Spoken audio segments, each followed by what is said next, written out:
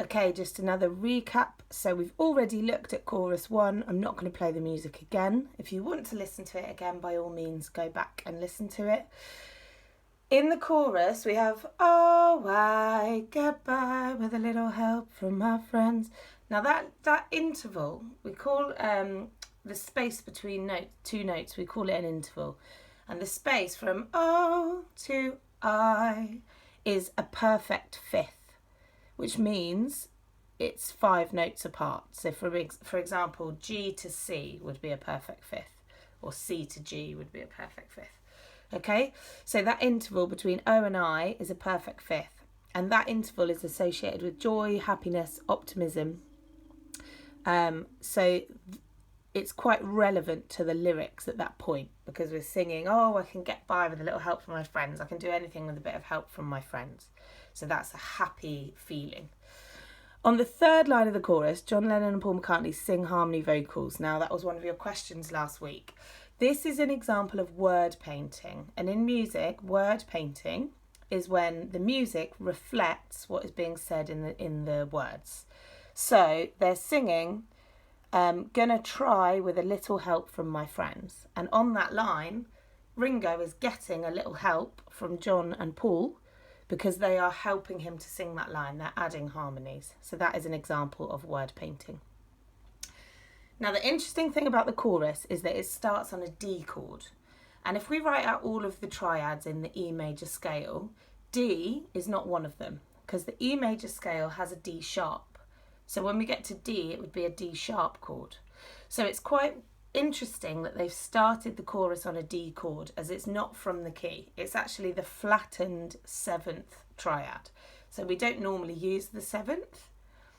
And the Beatles have, and also the 7th chord in that key would normally be D sharp, but they've used a normal D chord. So that's quite unusual, quite interesting. And in this section, the same melody is heard 3 times before the chord finally changes to B major, which is the dominant chord in the E major scale. And the chorus ends with a syncopated offbeat drum fill on the tom-toms, which most of you heard, because most of you got that correct in your work last week. Okay, verse 2, this is still just a recap, so take notes, please. Make sure you have all these notes in your book. So verse 2 returns to the original chords, which is E major, F sharp major and B major from the first chorus. This time Ringo sings lines 1 and 3, and Paul and John sings lines 2 and 4 in harmony. Now that's really important because it's different from the first verse.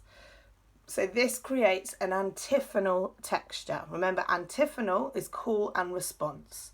So Ringo sings something and then he's answered by John and Paul. So that's an antiphonal texture.